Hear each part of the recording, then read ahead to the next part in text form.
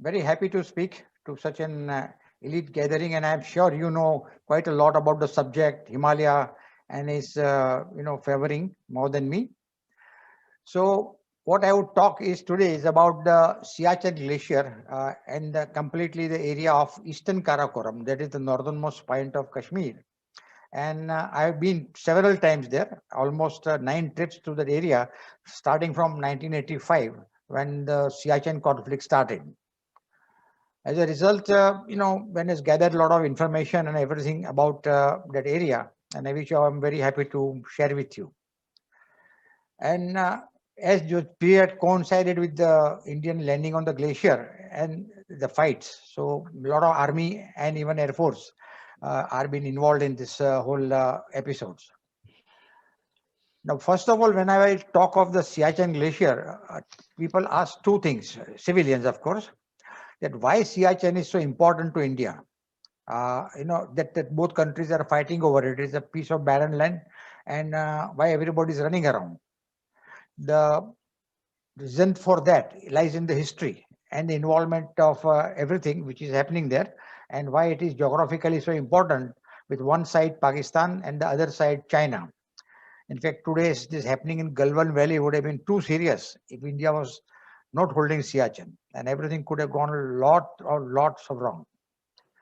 On the other side, people ask what we mountaineers are doing on the Siachen, particularly, of course, climbing mountains and going, but where the artillery fires are exchanged and helicopters are flying. But that also the reason is in the history of the Siachen, which I will be, of course, narrate. But the main thing is the nation which does not understand its geography, does, does not understand its geography, is condemned by history. And if you want to stop your video, you can do that too. I'm on mute. No. I'm muted.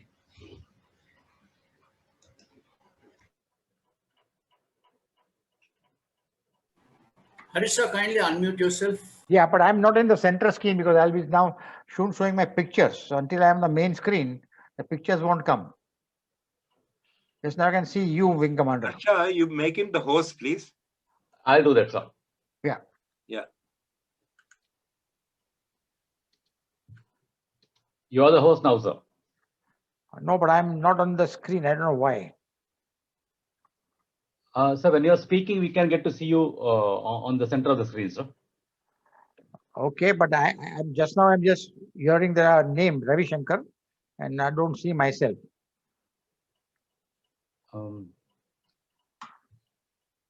Harsha, can you see Mr. Harish Kapadia on the main screen?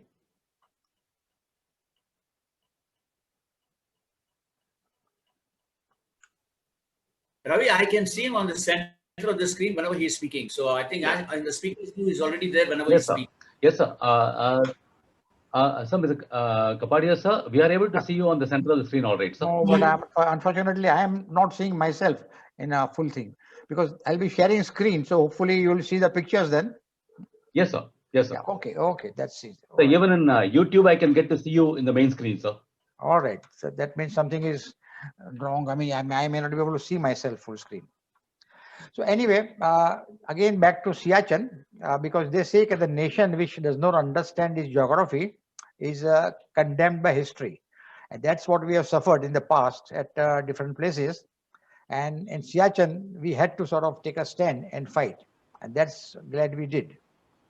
And this is the sort of story of Siachen, as I would now narrate with my pictures, and you can see the pictures now. It is coming up. Yes. Yes. Yeah. Okay. That's good then. So, yeah. Okay. So, this is the story of going to Siachen and in different aspects of it. It is called the Battle of Roses because by a legend, Siachen is called the Glacier of Rose because there are wild roses grown to the glacier, which is a very unique thing of the nature. Now, as you may, I'm sure, know, on the northernmost part of India, northernmost point of, in fact, Kashmir, is the Siachen Glacier. One side is Aksai Chin, the other side is POK, and this is a kind of the wedge in between. And hence it becomes important that if we don't hold this, our two enemies would be sort of having a common ground on land. And now it has become more important because of this China and the Galwan Valley episode, because the Chinese came down from the side to enter towards the Siachen Glacier. In fact, they are in the Siachen Valley and just about one pass away. And that's why this is important to defend everything. We first went to Siachen in 1980, before the war started, and this is the deserted streets of Leh. Now you will find it full of tourists. And the ridge behind, the snow ridge behind, is the range from where Karakoram begins. It is crossed by a pass called Khardungla, and that is known to be the highest motorable road in the world. And I've been sitting here since 1980, all different points. And if you look here, the whole range from Khardungla Pass, the straight route which goes is the Siachen Glacier, with passes on the left and the right. While a valley branches off, the main trade route goes across Sasirla to Karakoram Pass, which is a traditionally historic route which has been followed for many years. In fact, centuries almost. So you start with going across the Khardungla, and in our times the roads were very bad. You find everything completely broken, and even the trucks needed with the diesel needed a little bit of fire push inside to warm up the diesel, so then only they can start. And this was in October, so you can imagine what happens later on. And down in the valley, you will find many monuments like this. This is a monument to martyrs in Kashmir, or a war which has happened in Nubra Valley. Now, this is what the Valley of Kashmir, and after 1947, when the ceasefire was declared, or line of control, this is the line of control which goes around and then taking east and going up to here to the Siachen Glacier. And it stopped at border point called Engine 9842, and beyond that it is the Karakoram Pass. The right side is Aksai Chin, and this is Kardu and entire POK. So it's a very sensitively situated area and very much linked with completely the Kashmir episodes and Kashmir problems. Now the trail going towards the Karakoram Pass, the historic century-old trail, starts from here and it goes via high peak called Aptash, and trade is difficult even still. So I wonder how these Yarkandis who came down from there with minimum of gear, how they crossed all these problems. And in 1830s, General Joravar Singh of the Kashmir Maharaja, or Jammu Maharaja to be precise, led an army, and one of his several episodes attacks onto the Ladakh.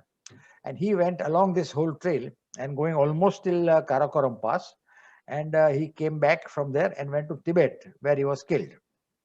So the area always belongs to the Jammu and Kashmir Empire. There is no ever question of anybody else occupying or in control of this area. Now, this is the feel of the entire Siachen Valley when there is no water. Otherwise, this can get filled with water. And it's completely barren, full of stones, and walking is quite troublesome. And because the wavy nature of the Siachen River, the river of death as it is called, you have to cross rivers several times. In fact, going from Leh till the pass from Karakoram Pass, you have to cross almost 30 times as we counted. And it is a very kind of forceful river. So you can do it only when it is little down. And after about June, it becomes unfordable till about September. So that's why the new road had to be built, which army has done, and which became the bone of contention with the Chinese near the Galwan Valley. But for mules, there are no such inhibitors. They exactly know from where to cross. In fact, if you're riding a mule, he will not go in until he knows it is a very safe and nice area to cross. However, you will beat him up. So animal has their instinct to how to play safe and how to play nice. And that's why these kings of Karakoram, as we call the mules, are absolutely, our members get very fida on him, and they got a little lovely kiss for this mule. And even the muleteers themselves, they really look after the mule and absolutely they cherish them. Now here, this is the map of the eastern side of Ladakh, where you see the Aksai Chin area, which has been occupied by China after the 1962 war, and they built the road along with. But then there is a little bifurcation which is going in here, one of the small valley, which is the Galwan Valley. And then it meets the Siachen River at this point. And because we built a road through here, that is what the Chinese were excited about or angered about. And the whole episode of the whole Galwan attack recently, it started. And this was the valley which was very, very, let's say, in news all the time. And it is a rare valley which has been named after a local explorer, Ladakhi explorer called Ghulam Rasool Galwan. And the valley is named after Galwan, not one of the explorers or any other things, but a muleteer who led one of the British district commissioner into the valley and introduced him that how the valley will lead to the Aksai Chin. And so it is a very great honor for him to be, having this valley with him. And this valley also had, entrance you could see it's completely rocky and nothing inside. And Indian Army during the 1962, the forward policy decided to make a post at the head of Galwan Valley that is overlooking Aksai Chin. And that was not appreciated by Chinese. And you could have many movies also made. The Chinese surrounded it and they're shouting on a microphone, Hamara land hai, chale jao, chale jao. That was in the movie Hakikat. And that's quite a true story. And when the 62 war started, one of the first things Chinese did was to wipe out the Galwan post. That to loss of life to India, along with some posts in Arunachal. But they always took this as a very serious approach to Ladakh and very careful in providing it. And this was a trade, this was the route of Mongolian invasion also. Genghis Khan were to come down this route. And the Ladakhi kings, that's why I built this fort, now of course in ruin, called Yurgolak Fort. And this Yurgolak Fort guarded the entrance to the Nubra Valley, which is very fertile and leads to another pass. So the Ladakhi kings also knew the Galwan Valley and the passage from Galwan, and they protected it thoroughly. So it has always been a very important event. And ahead of Galwan, you continue going the mule trails because it goes, about more than 20-25 kilometers per day, mules. So almost everybody rides. Even the trekkers also find it very difficult to trek so long. And the halts are dictated by the mules, how much they can cover, where is the water available, where is grass available. So there is no way you can, do anything else. And the mules also have this horseshoe changing almost every second, third day. And the whole caravans which will come from Central Asia carrying goods and even have a knowledge were always finding it very difficult because when there were no horseshoe developed and the mules' legs used to get damaged, and almost you start with 100 mules and only 30-40 will reach, rest can get damaged. So once this development of horseshoe was done and fixed into the bottom of a leg of a horse, lot of goods, that is riches and knowledge India, and that's why this horseshoe is considered lucky.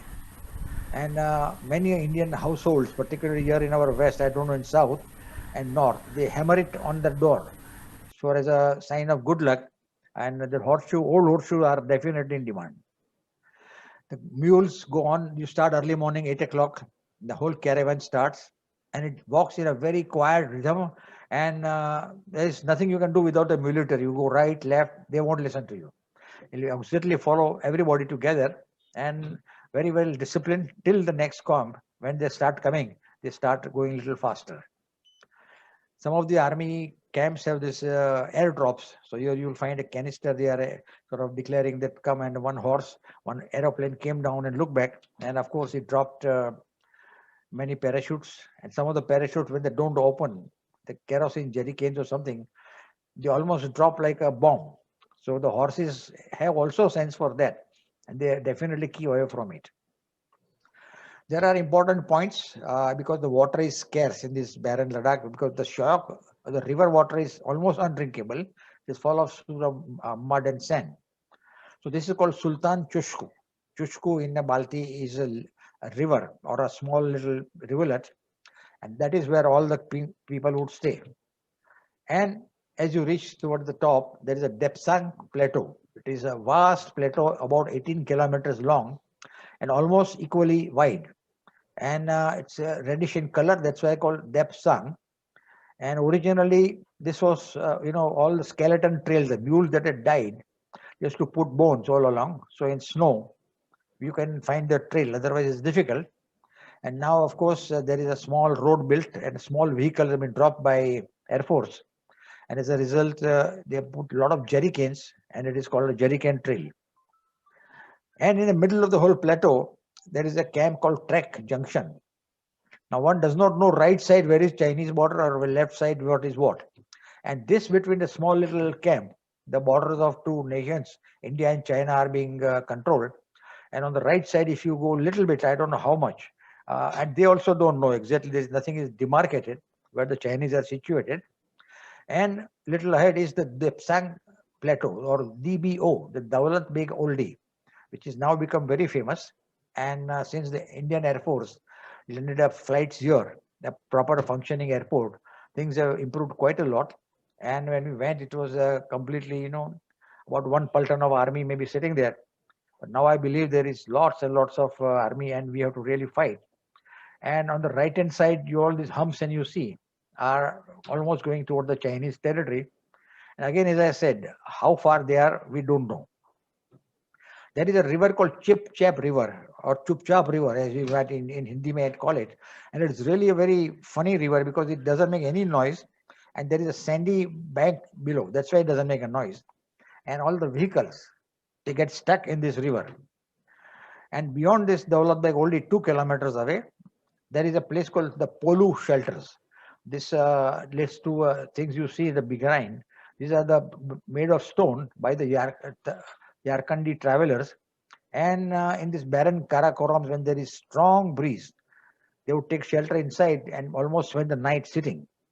And these are one of the small little hills, which are very rare here, protects them. And in the front, there is a little tablet for explorer who came here in 1935, a PHC Visser of Netherlands. And it is there for his memory. And we also added a small tablet for them, unfortunately for our friend, Kaiwan Mistry. And that was, he died in a drowning in the Shah. The river lived up to his name, absolutely, like the river of death. Beyond this, you arrive towards the Karakoram Pass, again flat plateau, and almost you can walk. And this snowy peak you see on the right side, the Karakoram Pass at the bottom of it. And the pass itself has got nothing, almost no views, no structure except this old bone structure which has been put up as a demarcation from both sides. And all the mules, bones of the mules can sort of mark this out. Now there are roads from both sides, and the Chinese also will come down looking around the pass. And this is the whole valley looking toward the Chinese. And down below is a major camping ground. And in fact, this pass was originally used by the Central Asia Trading Company, like our East India Trading Company in India. Robert Shaw, one of the famous lords of England, he formed a company to trade with Yarkand and other areas. And regularly major caravans were sent through this place. And one of his caravaneer, Andre Dad. So that Andre Dad was completely murdered here, sitting here by one prisoner called Dawood Khan. The Chinese came down and arrested him and took him to Yarkand jail. And the British always wanted to, get this prisoner. But Chinese won't hand him over, and ultimately died in Chinese prison. It seems they may have killed him because it would look very bad from a Yarkand, a British officer leading a Dawood Khan, a strong Muslim, handcuffed back to India. So before that, all these Andrade's bones can get mingled with the bones of mules. British collected them and they buried them in Leh cemetery. If you ever in Leh, this is strongly, it's a very old ancient cemetery where there is a graves of many famous persons, including Andrade. And there is a big tower erected in the sanctuary for Ferdinand Stoliska. He was a Polish who made complete natural history of this area. And in fact, a bush chat has been named after him as Stoliska's bush chat. Our officers who came with us left a little gift for the Chinese. And they said that this will be picked up by the Chinese, and then they will leave some other gifts here, which we will pick it up. So basically, by this, they sort of acknowledge presence of each other. But on the plateau, you will find many graves. of soldiers killed in 1962 and buried here. And it was a tragic thing when a lot of people were killed on the Depsang Plateau. They were wiped out, they came down. And Indian Army had orders to stay put here, which was absolutely almost undefensible area. And they were constantly saying, if we can go down a bit, there is a river enters a gorge. So we should withdraw and stay on that gorge. And then they said, even almost we would have killed Chinese by throwing stones from above. But unfortunately, that was not agreed to by the political bosses. And they all stayed here. And as a result, we have loss of many people. Now we returned back to DBO and climbed towards a pass called Col Italia. The Italians' expedition in 1930 was trapped on the Siachen Glacier. And using their ingenuity, they crossed over this high snow pass to Depsang line and then followed the Central Asia trade route. And they humbly mentioned that they will dedicate this pass to memory of the great Italian explorers, and they called it Col Italia, which is name is stuck. And from here, you can look down to another unique feature or toward the Siachen side called the Teram Shahar Plateau. Now, this is also unique, another about 20-25 kilometers long on an average height of 18,000 feet, which is never in the history in India, I mean in the world, mountains, you will find such a big plateau at such a big height, because of course this height is higher than the highest peak in Alps. So this is a plateau you keep on walking, and there are many side branches, and the mountains are just about 2,000 to 3,000 feet higher from the plateau. But it's a unique plateau, and we luckily could explore this first time in 2002. And it was absolutely mind-boggling, going different camps and reaching almost nowhere. We climbed a small peak, not small but high peak of 7,000 meters with the Japanese, and the Japanese summit on the top with the picture of my son, which was dedicated him. And then as you enter towards the Siachen side, there are broken glaciers and very troublesome walking. Now, valley to the west is, of course, the Siachen Valley or the Nubra Valley, and it Siachen Glacier snout begins from about 12,000 feet, and it is entire river is gushing out from this glacier. But of course, now glacier is breaking, and water is more, and it's a little tragic thing to see this whole big glacier with the gaps in between the big holes. Now, one of the specialities is that in Siachen Glacier, there are many wild roses grow, and they grow anywhere about it. This is all about 12,000, 15,000, anywhere on the rock cracks or anywhere. And it is a pretty unique feature. Now, one explorer, Bullock Workman from America, she collected a story from the Baltis, from where she came towards in the Pakistan side. And it appears that the Central Asian traders used to come down to Siachen Glacier and camp at the corner, and where the Baltis would come and trade goods with them. And this was going on for many, many decades. So once they invited Baltis to their village for a little feast. And Baltis were entrapped by the beauty, the Central Asian traders were entrapped by the beauty of a Balti girl, and they kidnapped her and ran away towards Central Asia. This enraged the Baltis, but there is almost nothing they could do. So they went to their famous Lama in the area, and Lama gave him a taviz, which is generally maybe given for good luck, but here it was given to bring storm and bad luck. And Lama said, you put it on the Bilafundla Pass, which is between Siachen and Baltistan, and don't return by the same way. Just come down the glacier and turn. It will be a long walk around. So Baltis got a little tired, and they did not obey Lama's instruction, priest's impression to the full, and left the taviz at Bilafundla, but came down the same way. After one day, this taviz brought heavy snowfall that blocked all the roads. Central Asia could never come, and the Siachen Glacier became completely barren, and nothing sort of grew there now. Everything is gone. But because the instructions of the Amir was not followed to the top in the totality, the storm could not destroy the roses. And these wild roses grow everywhere on along the Siachen, and that gave the name to the glacier, the place of roses, Siachen. And that is where this is the Baltis below. You find many inscriptions like this at different places. And on the side of the glaciers also you'll find the roses growing, and reminds you of this, prediction of the Amir for this whole destruction. Now, Siachen, contrary to our belief, has been in use and explored for many, many years.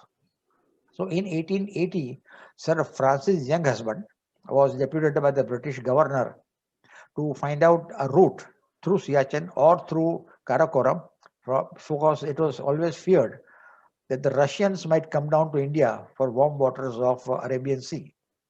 And he was to explore different passes coming down to India. And he went with a very simple way, and he had engaged a famous guide called Turdikol. Here you see in the front, and you could see their equipment was very preliminary. And this is in 1887 that they are crossing the Mushtaq Pass, which even today is quite a challenge for even mountaineers to cross. In the second part of the journey, he come down up the Urdog Glacier. And this Urdog Glacier from Central Asia and Shaksgam Valley comes down to the foot of Siachen Glacier, or Indira Col, the northernmost point of the Siachen Glacier. And he came down here and went to the left.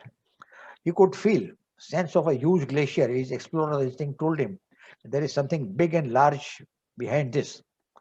But he had no time to do this, so he went to the left and ultimately stood at the foot of Turkistan, which is also easy pass leading into the Siachen. But he could not explore anything more because of the time constraint and the distances involved from different places. So this is the satellite map of the Siachen Glacier. This worm going in the center is, entire Siachen Glacier. This side is the Pakistani and war side, Saltoro Ridge, as they call it. And this is the eastern side, and this is going up to the Karakoram Pass. And the Teram Shahar Glacier is here, and then ultimately we'll have Indira Col, which is at the top of it. And there are several side valleys, and one of the major side valleys, Terong Valley, which goes toward north and south, and which also is a very important point in Siachen Glacier. Then after Younghusband, he shared his all findings, they explored with another doctor, Tom Longstaff, a British doctor, who was more of an explorer than a doctor. And he came here, and he also was following the Younghusband's guidelines and going. First, he came from what is now today's Pakistan side and looked at the Bilafund La here in the center. And this is the high pass and easy route inside. Today, this picture won't be possible because, this is the high Bana post from where India would be observing them. And this is the Pakistan area, and it's a major area of war. But he reached Bilafund La, and from there he saw several high peaks of the Siachen Glacier, like this Junction Peak and Teram Shahar and everything. And he remembered what Younghusband had said. Bilafund La, originally it was believed to be the beginning of Siachen Glacier. But Younghusband said the Siachen Glacier extends right till Indira Col, where he would come to the foot of it. So he decided to withdraw from here, take a turn, come up the Siachen Glacier from its snout and trying to reach here. And he came down this, and he again saw the high peaks, same peaks of Siachen Glacier. And so he concluded the Siachen Glacier here is still going ahead. And this is the kind of a Teram Shahar Glacier. And Siachen Glacier is very, very long. And he wrote that the Younghusband was a true prophet. And what he imagined was turned out to be explorer's instinct, come out to be correct. And by this exploration and documentation of Younghusband, the British Empire had stolen almost 650 kilometers of an area and added to its own empire from the Chinese. And that was also sometimes like an idiot. It has been frowned upon by the opposite party when they negotiate, because this was belonged to the Chinese. 2 years after the Longstaff came a unique couple, Bullock workmen and Hunter Bullock workmen. And they were both couples who were cyclists, very rich couple from America. And they would cycle all over India, including south and north and everything. In fact, the southern areas were there popular. But when in June things will become very hot in the Indian plains. So they would come up to Kashmir and explore the different valleys of the Karakorams. And they had a Parsi agent called Bairamji who looked after all their needs, and porters, because they have more than 400 porters were required. They were not easy travelers. You will send pictures of sitting them on a table and eating breakfast and a pakka dress and everything. And they brought 2 guides from Alps, which also looked after them. But this lady was also a fighter for, women's right. In America, women were not allowed to vote till many, many late days. So she sort of always, carried these votes for women posters. And in every point in Siachen that she reached, she always put these posters there. But of course, that began in 1912. We don't hope to find any of those posters. But she always also was trekking in a pakka way, in a completely, dress and topi and skirt and long Isexes and in style. She climbed different points, including the junction peak, and reached Indira Col and named it after goddess Lakshmi, not our Mrs. Indira Gandhi. It was believed.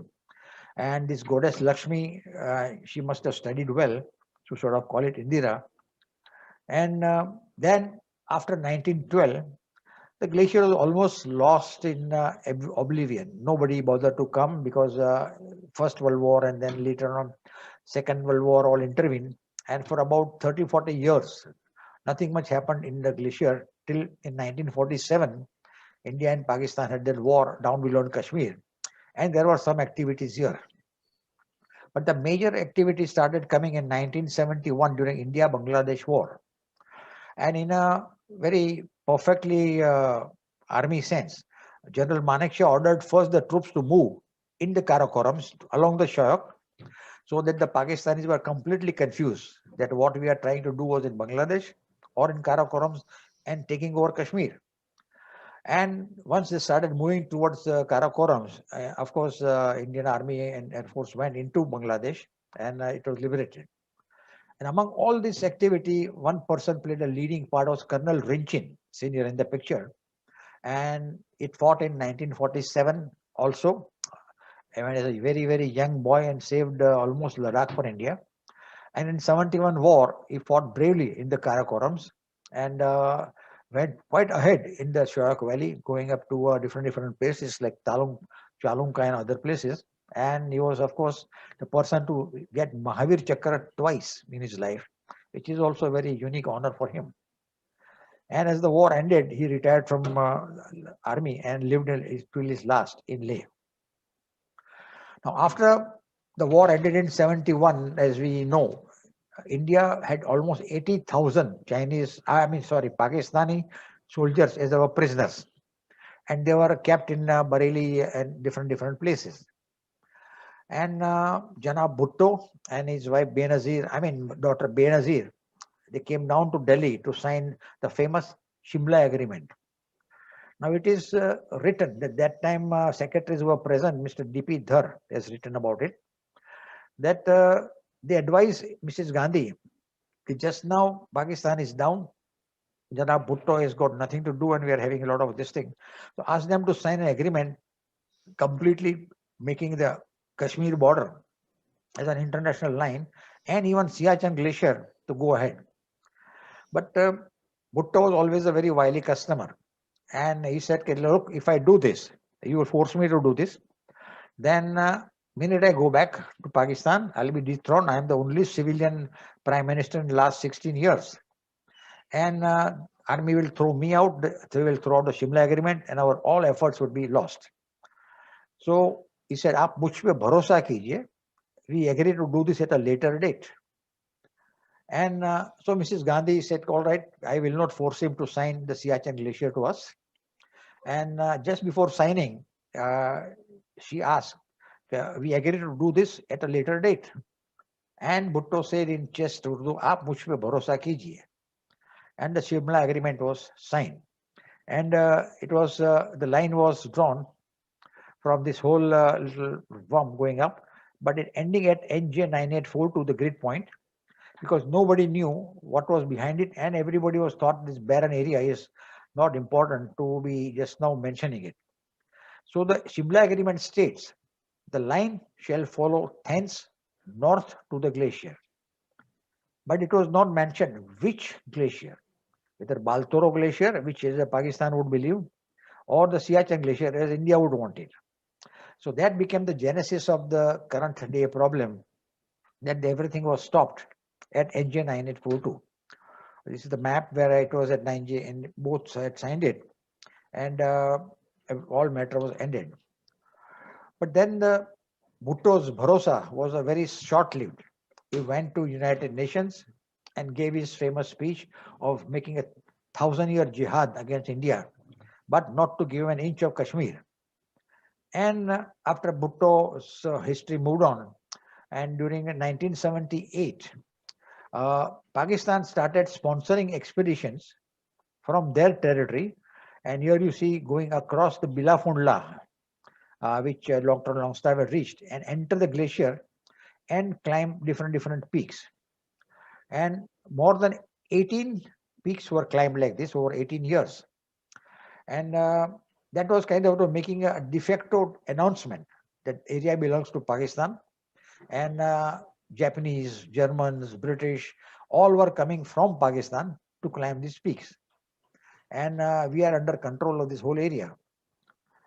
In fact, frankly, we as a mountaineers always wondered that there were articles published about these climbs. There were journals there. There were a lot of material available in print, including we published in the Himalayan Journal of Japanese coming and climbing on the Siachen Glacier. But Indian authorities doesn't seem to have taken any notice of it. And there was no really action except sending 2 patrols which came and just looked around while these were here, but no protests were even made. And as the Japanese and Pakistanis would, come onto the glacier, there you see behind is the Teram Kangri peaks, and these peaks are also climbed by the Japanese. But here it is to be noted that every summit that they climb, as I said, more than 18 summits, Pakistani flag was unfurled on the top with the Japanese flag, and this also kind of describes the limit of the area of control under Pakistan, unfortunately. And these are the 2 patrols which came from India. They were just looking around, taking pictures. And one expedition also came led by Colonel Narendra Kumar, who was kind of a hero for Siachen, for India. And there they climbed small peaks, and you see all this Indira Col and different peaks, Sia Kangri and Saltoro Kangri and different peaks.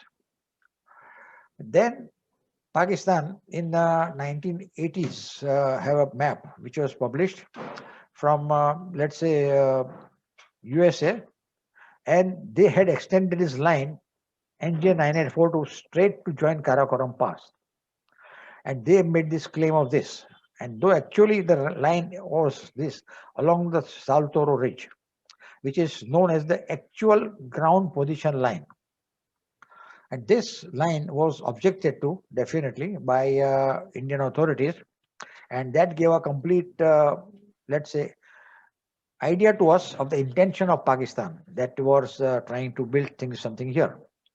And in fact, when the Indian patrols went into Siachen Glacier, Pakistan sent the message that we don't know why your forces are entering into Pakistan area beyond our claim line, and we asked them to show complete restraint and withdraw. And getting more adventurous by, let's say, Indian silence, they given permission to a Japanese expedition, a huge Japanese expedition, to cross Bilafundla on the western ridge, cross Siachen Glacier, and go right into the area on the border with China and climb peaks called Remo. Remo, one sort of colored mountain. And this, if at all have gone through, would have led them down absolutely in eyeball to eyeball with Chinese, which is the Chinese territory, and as a present genesis, very near to Galwan Valley, just about 2 small valleys in the Shah. And with this little adventure of Pakistan and others with others, Indian army had to act. So on 13th of April, on a Baisakhi day in 1984, that Indian army landed onto the glacier, and the glacier war began. It was a very fierce war right to begin with, and everything was very haywire that time. Indian were controlling it just out of tents, and soon things were starting building up. Mrs. Gandhi, just after start of the war, visited the glacier and looked around. And of course, this was in April, and October she was assassinated. And the war took another turn and almost was more and more left to the army. Now, as Pakistan had sponsored so many expeditions, we proposed to Government of India that from Indian side also we should send expeditions and foreigners would be willing to come. And this will be kind of a counter to Pakistan, almost a kind of a thumbs up. Look, they would come anywhere you have. Now we are controlling the glacier and they will come from here. And this would announce to the world also that Indians are onto the glacier and they are controlling this glacier completely. So that was approved by Government of India and passed. And the first expedition came in 1985, that is led by myself with Dave Wilkinson, you see on the extreme left of the picture, and two of our Indian members. And we had selected peak Remo because that was the peak by when they were Japanese were going there and the Indian army prevented them. So that was another kind of, let's say, an answer to Pakistan that we can also climb our own peaks. We had the liaison officer, a lot of preparations are made and things were absolutely haywire. As I mentioned, a lot of actions are happening up and there were very bare minimum tents and supplies available. So we had to prepare very well, and with all the preparations we reached the glacier. There was a lot of problem crossing the base camp because they would not like the British to go through the base camp with their eyes open and cameras flickering. So ultimately, we Indians and Ladakhi porters, we sort of transported everything by our human going across. And one day, the close truck came, put the British inside, and they just dropped them off onto the glacier, and they just sort of climbed up. Those were the very ticklish days, and one was not sure of technology for satellites and everything. So army was taking all possible precautions.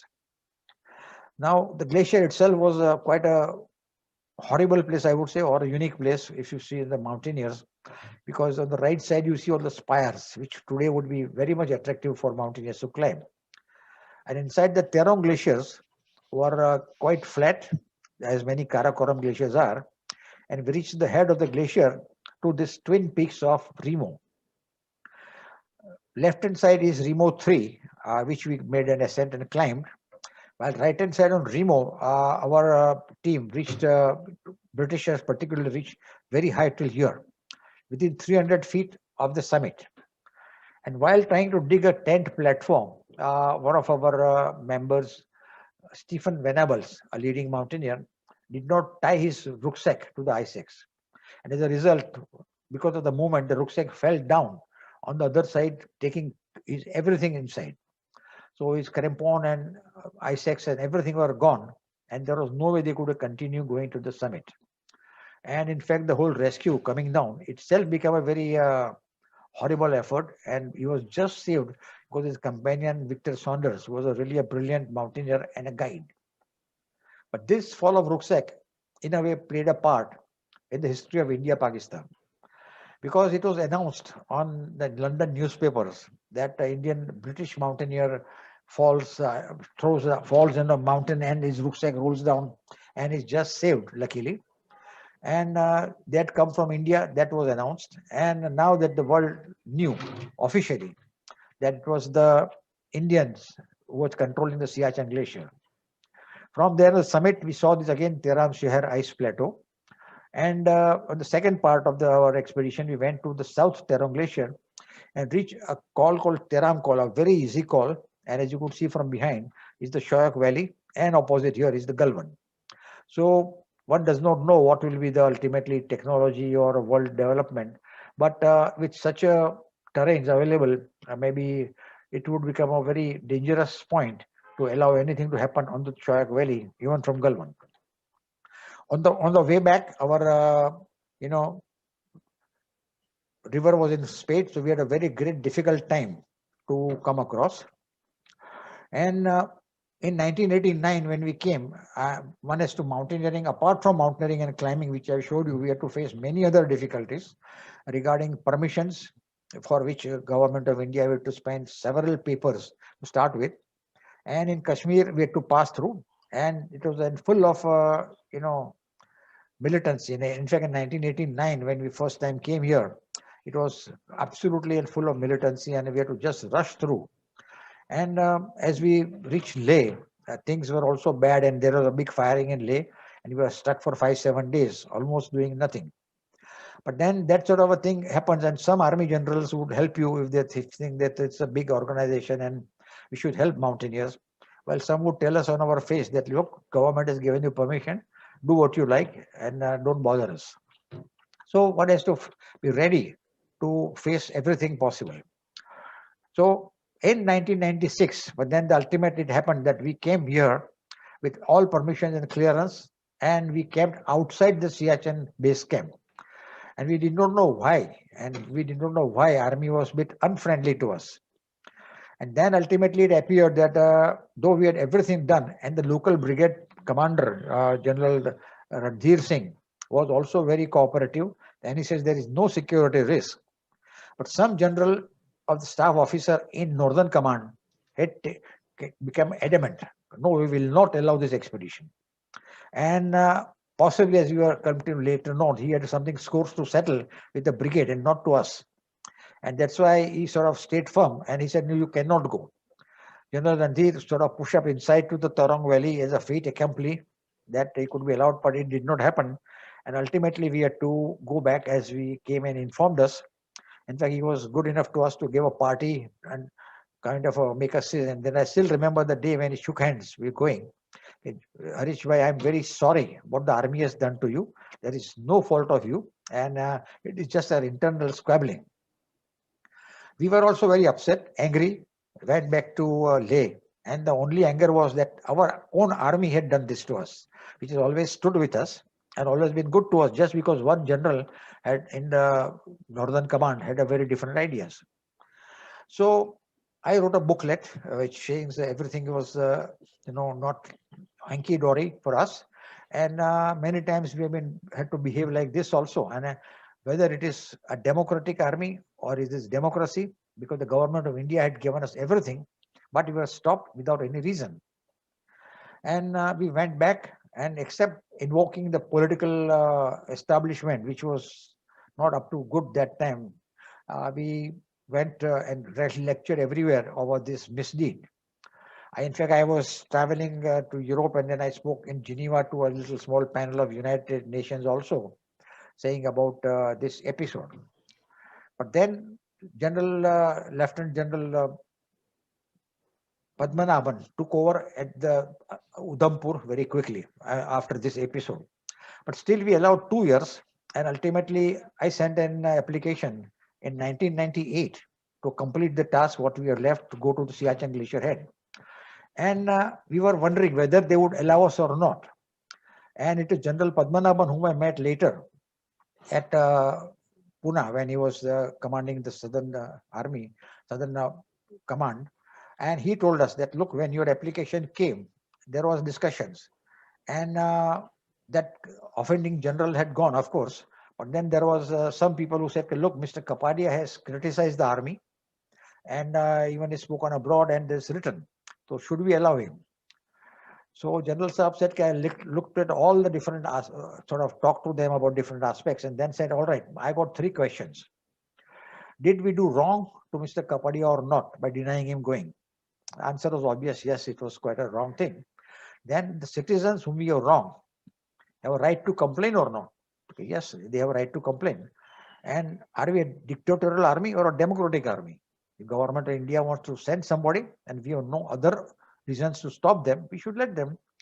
So yes. And so we started getting telephone calls from Northern Command, when are you coming, and we'll give you this facilities and everything. And with such democratic credentials, when General Padmanabhan took over as Chief of India's Army, our complete faith in the Indian Army and democracy was fully restored. And it was a very happy ending ultimately. Now this is the Siachen Glacier. As you see, the central glacier, goes to the top, and there are the different peaks nearby, but which is more of interest to mountaineers. Now the glacier itself at the beginning point is big rubble, vast glacier, 76 kilometers long, and if you walk, it is 98 kilometers. And again, as I narrated, there are roses everywhere, and the army is being trained. They are great soldiers, but for a mountaineering, they had to be trained. The Siachen Battle School, it gives them a training for 3 weeks. And there are, of course, very proud slogans written, "No enemy can dare when Jammu Kashmir Light Infantry is here." But behind that, they have to pay a price. There are memorial walls, one during 1985 and 6 when I returned in 2002. So there are commands make through which the people go, and this becomes a very little touchy moment because they know all of them will not walk back safely through this command. So as a result, the religion and the faith plays a lot part. There is a little temple built or next to his church, and even an Idgah wall about nearby. But apart from the war, once you go onto the glacier, it is commanding and beautiful glacier. You can walk. Army's road is there, and I mean trekking route is there, and there are lovely little rivulets which is coming in, and climbs peaks when the war is over. All these peaks will attract hundreds of climbers. It will become one of the most major climbing area in the world, and the glacier meanders its way through all throughout this, but it shows its teeth also.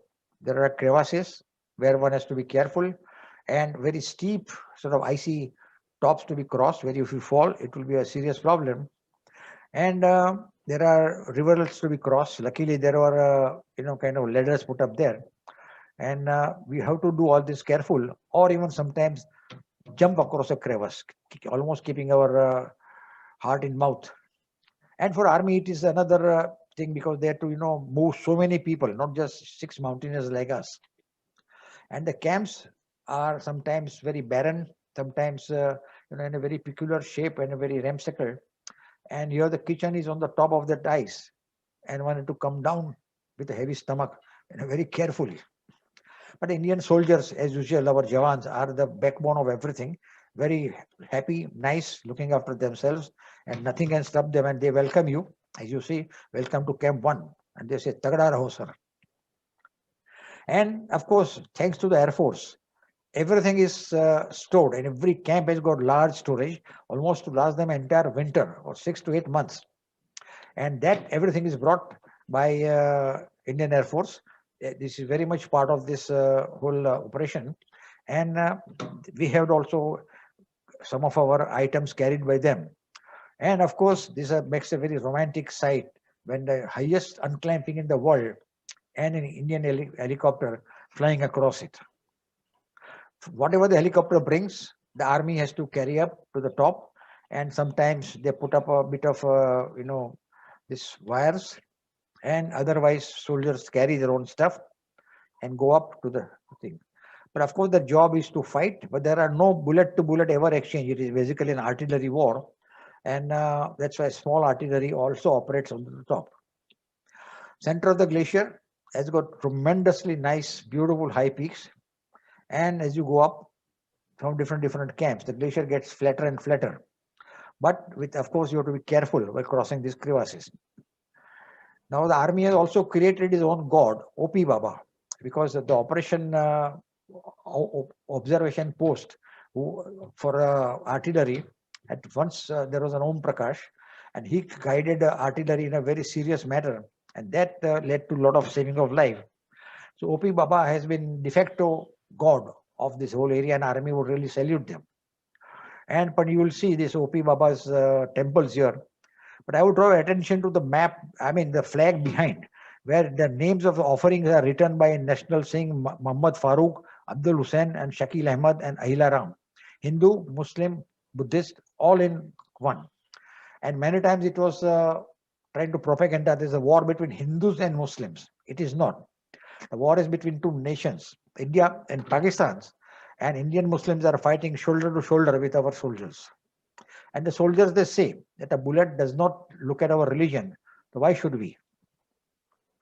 Then the Italian had come Then they are trapped here, and there were only just 4 of them, Miss Kalau and Professor Dainali. And this is the highest unclimbed peak in the world today on the right side, but it is right on the border between India and Pakistan. So just now it will be very difficult to venture. As Siachen Glacier flooded, Col Italia was crossed by our Italian friends and named it. And this is the whole Teramshire Glacier. They went to the top of it. Now, this is a peak named as Taviz Peak by Kulak workmen.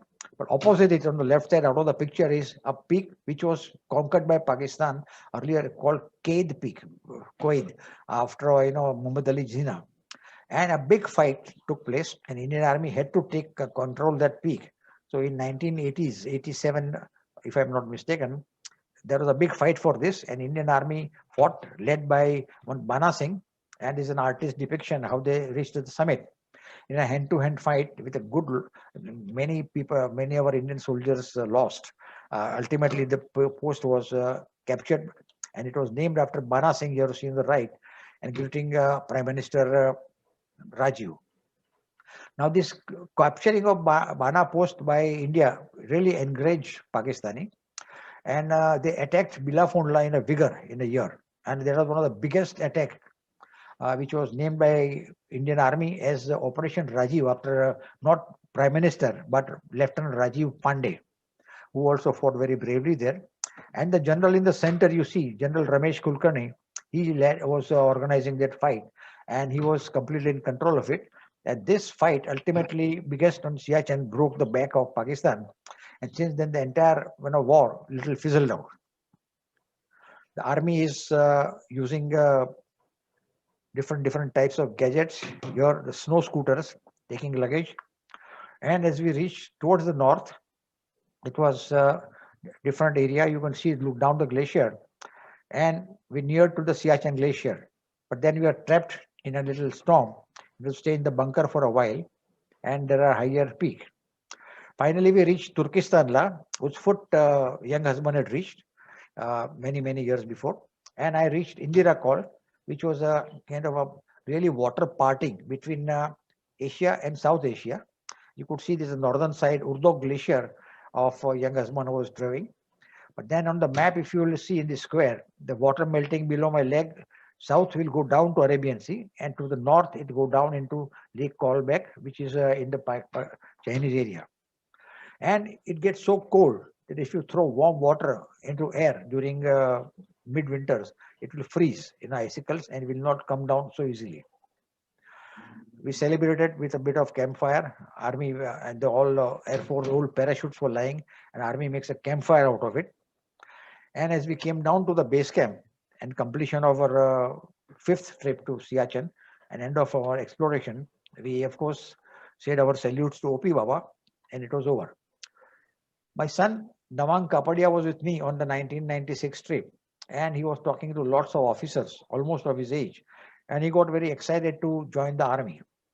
In fact, we had a cloth shop where he used to sit, and in the evening when I'll come, I did not like his face. He was very sullen and out. And he said, "This is an air-conditioned jail for me, and I want to do an adventure and roam around like you." But his chosen field was army. So he trained himself at the Officers Training Academy, and then he became one of the Gorkha officers in 4-3 Gorkha Rifles. But he was killed in action in few months. And this is a little memorial for him at Almoda, where there is a Gorkha station. Now, as we were coming down, there are discussions about what to do with this glacier, because the glacier, I would say, is destroyed beyond repair with all this firing and everything, and garbage. Almost it'll take a generation, if not more, to rejuvenate, even if we stop the war now. And this is the largest water body, and there are lots of shells and everything lying here onto the glacier, and all the human waste are packed into drums and rolled down into the glacier. And one does not know when they will open up and when they will completely pollute the whole item. To save a lot of environment, Army has established pipelines with the stations in between to pump up kerosene, which can be used, and that will save a lot of labor. and solar energy is being used. But these are very small minimum efforts which is being made. But the glaciers, in a major way, something needs to be done. Now, a picture of mine I love is Indian soldiers walking and marching onto the Siachen Glacier. But when you talk to younger officers, they say, "Sir, we are ready to fight for the country, give up our life, but we don't want our children and grandchildren sitting on this Saltoro ridge and still doing the same thing." So something must be done to solve this problem and war between India and Pakistan and save Siachen. So that made me an idea of sort of having proposed a peace park for the Siachen Glacier between India and Pakistan. And it is a very well-known idea, not mine, that there IUCN, there is an International Union for Conservation of Nature under United Nations, has proposals for a peace on borderline. So when the two sides are unable to solve their conflict on the borderline, they agree to declare it as a peace park, withdraw the armies, and allow the nature to grow for many, many decades or century. And doing this, for any difficulties, the army world is ready to give technology and money to save this. But one of the main conditions is the both sides should agree. And our enemy neighbor is not agreeing at all to this. And that's why the whole matter is pending. And there are several peace parks around the world, as you will see, between India and Nepal and Tibet, and all over South Asia. But then we have nothing happening in the year in the Siachen Glacier, and we pressed it very high, proposed it everywhere, and government of India, army, everybody who should know about it. But it is now into the realms of politics, which we are not sort of involved in.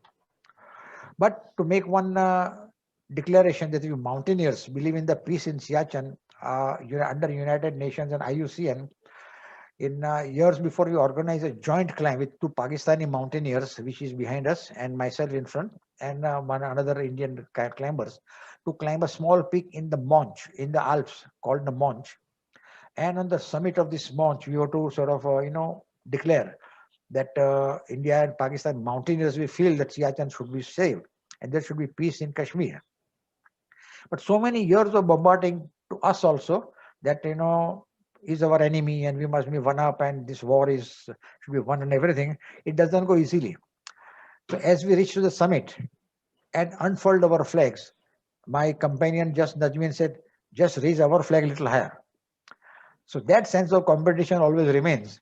And until that is sort of, looked at, we will always be, if not fighting, quarreling, but doing the upmanship everywhere. But we hope that someday, this coldest war will stop. And it is Prime Minister, when he visited Siachen, he talks of peace in Siachen, and that was, he was in a way reflecting our peace park idea, luckily. But then, of course, nothing much happened. So these are the minimal efforts by the army and other things to clear garbages and everything, but a lot remains to be done. And we hope someday this peace will be in the glacier and bring roses to grow. Thank you, sir.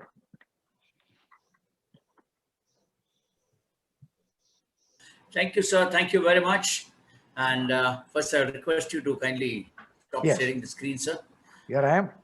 Mr. Harish Kapadia, that very, very engrossing talk. Very engrossing. Thank you. Mind you.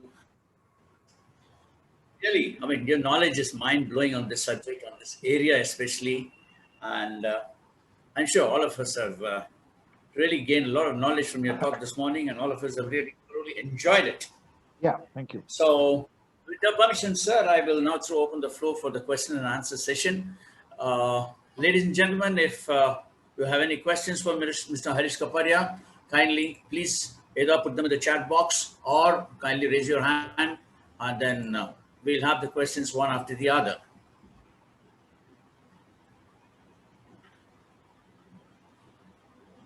Yes, sir. Brigadier Sridharan, sir, has got a question for you, sir. Yes, sir. I'm going back on the history of McMahon line coming on. The accession is even the McMahon line is supposed to be part of India, not because of 62 or anything. And it is just an artificial line where the McMahon went and it was made there. Is there any other view that because whichever book I read, they all quote this sort of a thing about accession and the line that is being drawn between China, in particular China and India, because at the time there was no Pakistan. That McMahon line is the thing, and accession is part of India because of that. This is supposed to be on the other side of the line. You have any idea on that, sir? Yes, McMahon line, sir, was discussed in Shimla in 1940, and it belongs mainly to the east. It started in sometime in in the north of Burma in India and followed Arunachal and towards Sikkim. It does not cross ultimately Nepal and on this side, on the western side, there is no McMahon line. There is only one line was Durand line, which was between Pakistan and Afghanistan, but that also ends somewhere towards Siachen. So all we have is what is negotiated with India and Pakistan, AGPL, actual ground position line, or the ceasefire line. They keep on changing. McMahon line is mainly for the east. No, what was the Tomorrow, then you want to bounce, Pardon? you go to Hello? the shop. Sorry, sir, I could not hear you. What? somebody else is talking, so I thought yeah. okay. Yeah. To carry on, sir. Okay. No, what I'm saying, what was the way that President McMahon line is basically an imaginary line and extend it towards this. If you extend it like that, accession automatically comes into India. That is the sort of argument put even in the UN if you read the old papers and other things.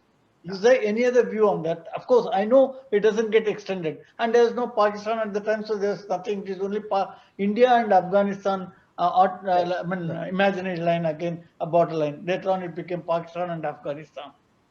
Now, there are many views, but for every view, I mean, you would understand that Pakistan has to be involved.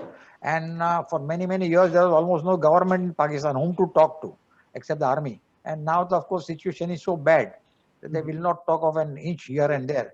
So it's almost becomes a very futile exercise. Until there is a proper government somewhere, like, in fact, say, so during when Ziaul Haq, one of the tyrant, was almost leading, there was almost we are reaching a settlement in Siachen in 1988. But then with his killing and now the present day, everything is gone. And General Musharraf also made it a point because this Operation Rajiv, he fought at Bilafundla, was the brainchild of General Musharraf. And he was smart, he was completely beaten. And they say Siachen consciousness as such always remained very wild. So that's why he planned Kargil to do a reverse Siachen on India, of course, where also he badly failed. Right. Thank you, sir. Any questions from anyone else? Who's the next?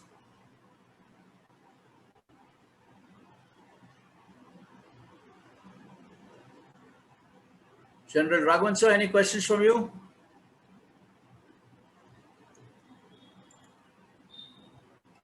You're muted, sir. You're muted, sir.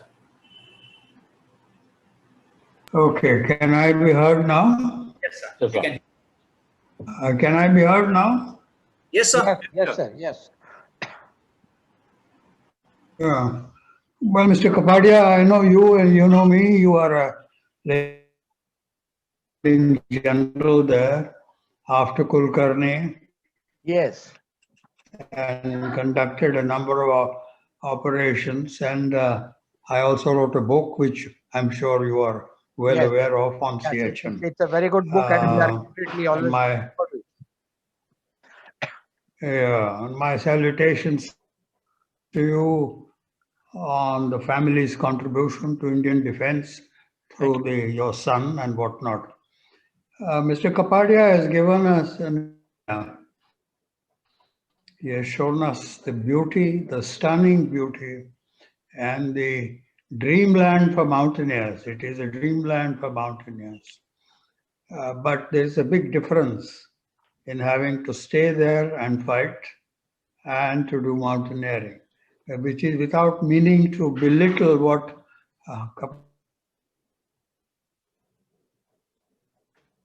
mountaineers go with great preparations, climb a peak, spend some time and come back. Where the soldier has to stay there for months together at a height where a mountaineer only spends on the summit 20 minutes, raises his flag, takes a photograph and comes back. There's a vast difference. And why is therefore India doing it? There are geopolitical, geostrategic strategic and realpolitik reasons for it. Now, the peace spark idea, as Harish Saab has said, has worked in some areas. And in some areas, it will not work. As he himself says, with an adversary like Pakistan, it will not happen.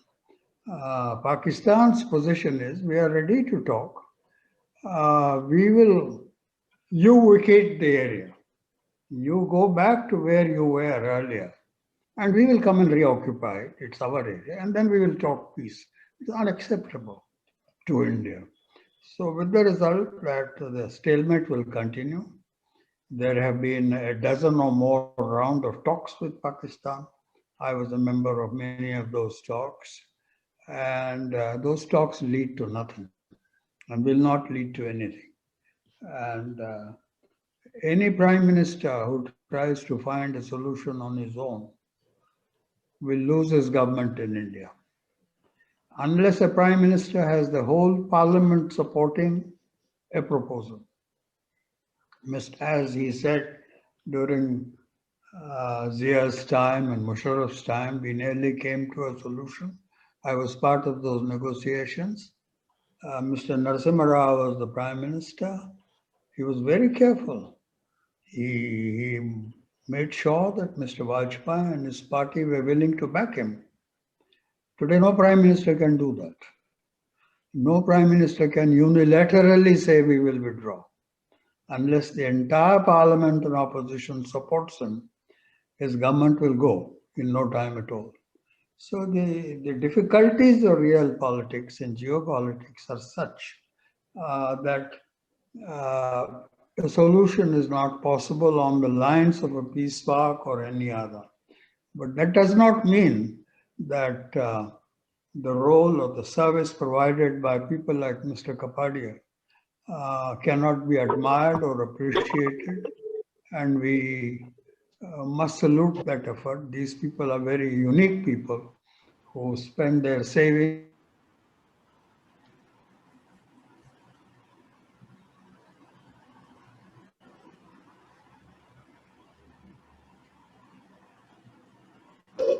is the mountaineering grapevine which told us that they are up to some mischief.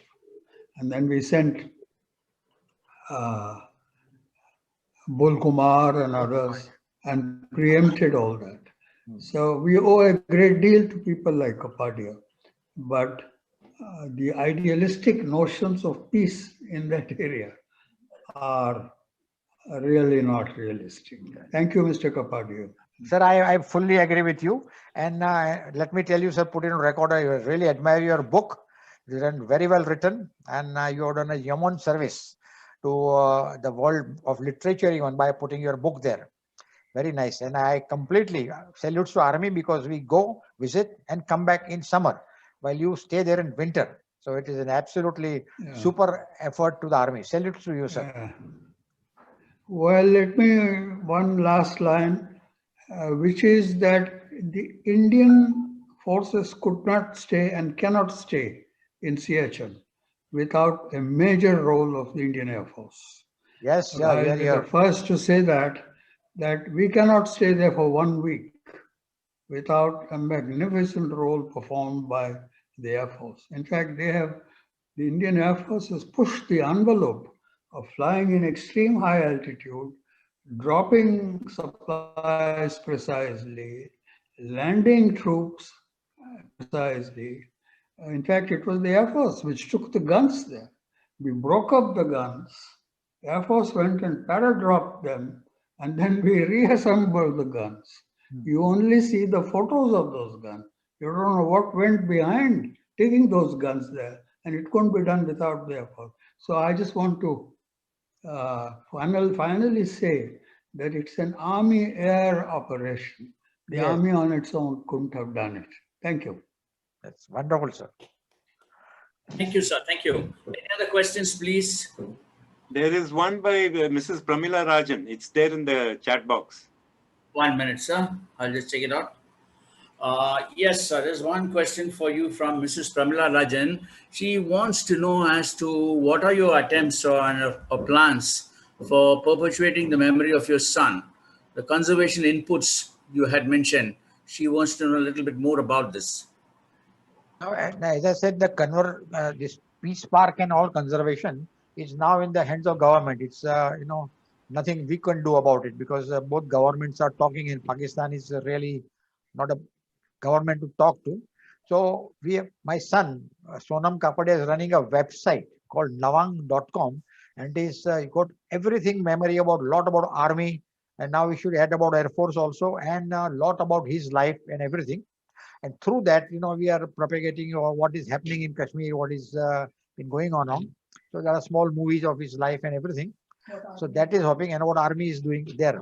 And because of his effort and sacrifice, we are in touch with his unit and many other young army soldiers. And if there is any difficulties, problems, there are many civilians who are injured. We are so and so, and we keep on looking after them. So that is what best we can do, sort of perpetuate his memory on website, because nowadays that is the way to go.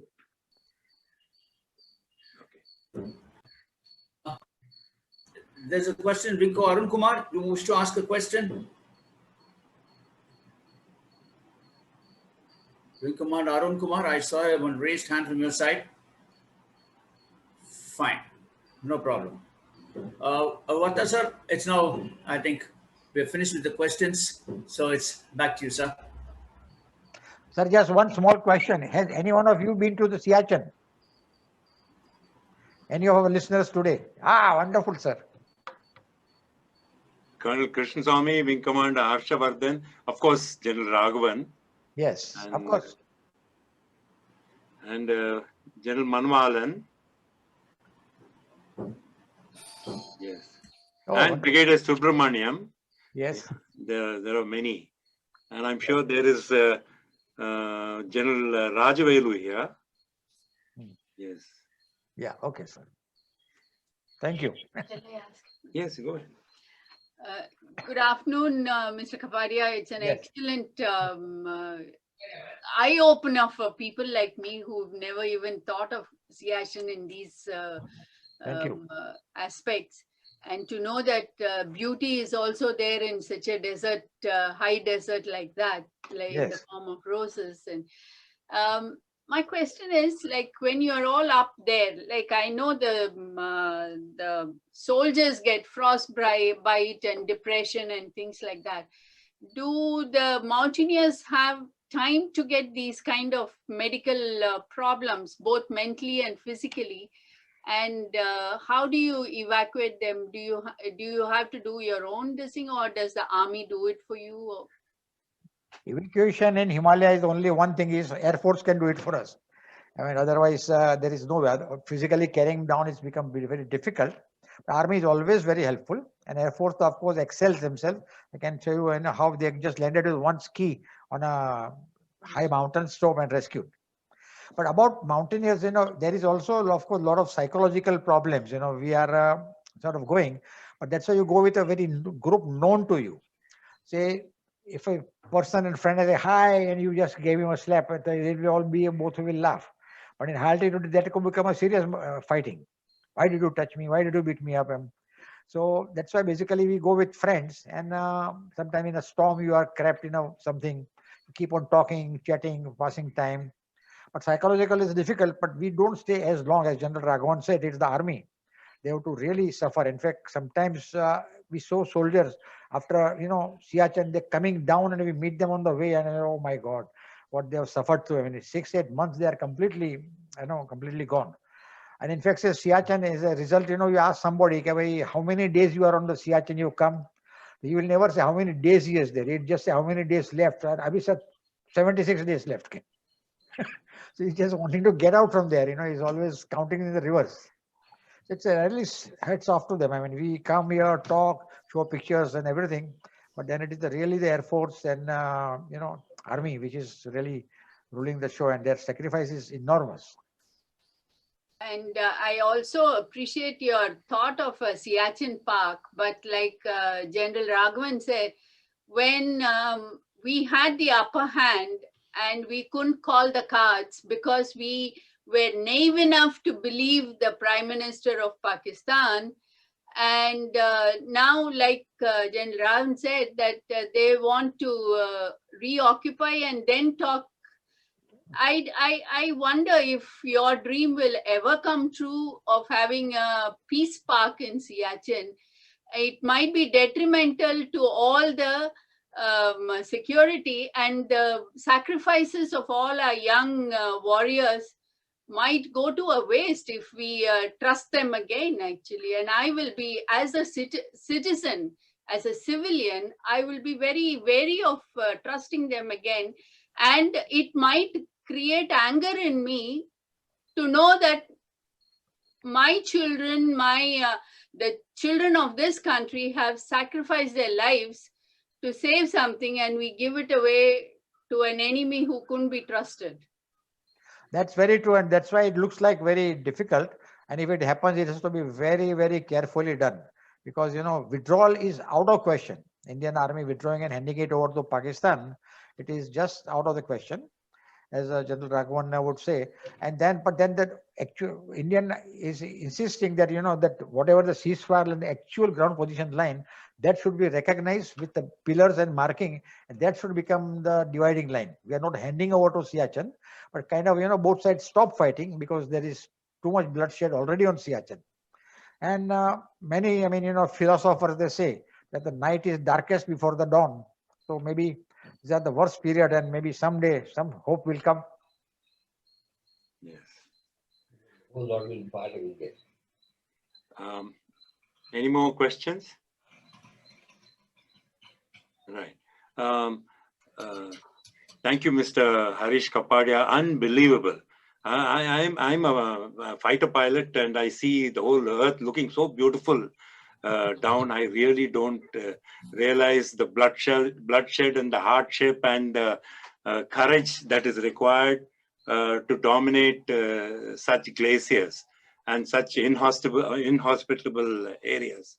You took us through a beautiful journey, and for us, at least for me, it is completely, unbelievable, and I could visualize what you have gone through, the adventure in which you went, and the determination you went and trekked in all those places, and of course, our warriors. What our Indian soldier has done is unbelievable. And pilots. Yeah, and yes, I'll have to put the pilot last. I happen to be one. And like General Raghavan brought out, it's a joint operation. Yes. But I particularly looked at one sentence that you mentioned when you're returning from your trek and you meet the soldiers, the young soldiers who are going up, and the young soldier tells you that it's okay, I will give my life for the country, I will fight. But what about my children, my grandchildren? What will happen to this glacier? What are we going to pass down to the generations that come after us? Perhaps we would have destroyed it. Well, it is not in our hand, and it is our job to protect our motherland, and we will do it, whatever happens. I was just thinking, because we always, as pilots, look from the air. Perhaps in the future, there will be enough technology to monitor violations of borders from up above, not even satellites, anything much lower than that, and give early enough warning of any kind of incursions. And maybe if both of us agree to that, and we say that we keep 50 kilometers away, or whatever it is, I don't know, and we draw an imaginary line, and it is monitored from up above, maybe, I really, maybe there will be peace, and we don't have to man those inhospitable posts for generations to come. Oh, hopefully your wish comes true, because that is the solution, because today also there is ceasefire for 20 years, but that people are sitting on the top. Yes. And the major injuries are coming because of altitudes and storms and everything. Absolutely. So we hope, your wish comes, and technologies, I will feel, is the way forward. Not physical withdrawal maybe, but then, looking an eye on them and us, if they come, we know how to get in. So that all sort of a thing I don't know how technology will develop, but Yeah. I'm sure something would come. But then permanent question is the neighbors.